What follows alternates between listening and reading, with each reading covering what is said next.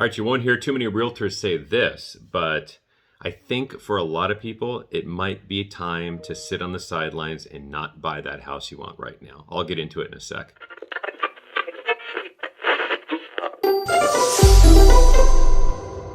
Hey everybody, and welcome to another episode of the Real Estate Minute Show. Thanks for giving me a couple minutes today.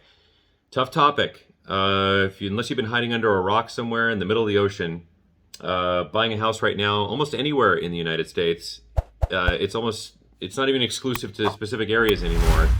Prices have risen on home prices this last year, in the last 12 months actually, but it's majorly in the year 2021 by anywhere between 5 and 80% of price appreciation, depending on where you're at. I've heard areas in Austin, Texas that are 80% appreciation in 6 months. Insane.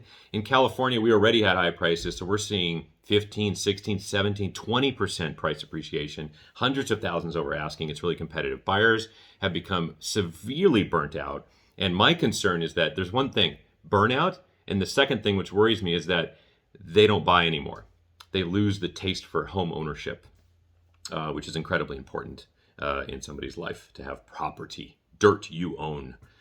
There was a study done by Fannie Mae, which is one of the largest government kind of guarantors of mortgages out there. And they did a study through June of this year. Less than a third of people thought it was a good time to buy a house. Less than a third. That's a record low. If you've been offering and losing and offering and losing, and you can't pay all cash for the house like most human beings can't, you're competing against people like that. People that are waiving all conditions to get the house they want, and they're paying $100,000, $200,000 over asking, 10, 15% over asking price list.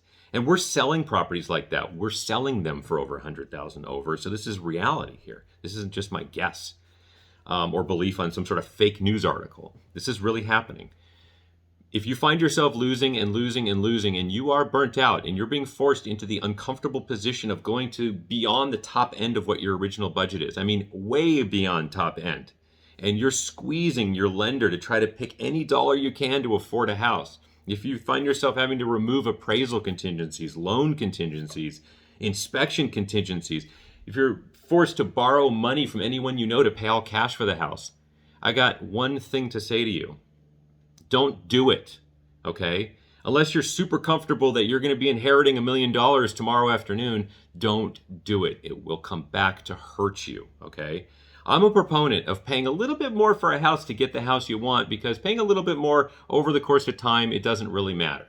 But now we're talking squeezing every ounce of water, every ounce of blood out of you, and you're going to be very unhappy the first couple weeks after you move in when you get your first mortgage bill for that next month and that property tax bill.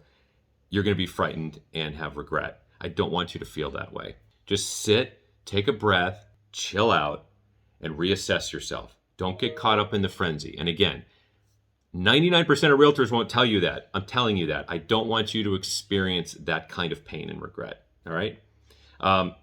There's a couple other things that I could talk to you about, which is too long for this video. So if you have any other questions about this or why I feel that way or some of the data and stuff like that, just DM me and I'll get you the answers you need. All right, take care, you guys. Stay hopeful. You will get your house eventually, but just take a breath. Take care.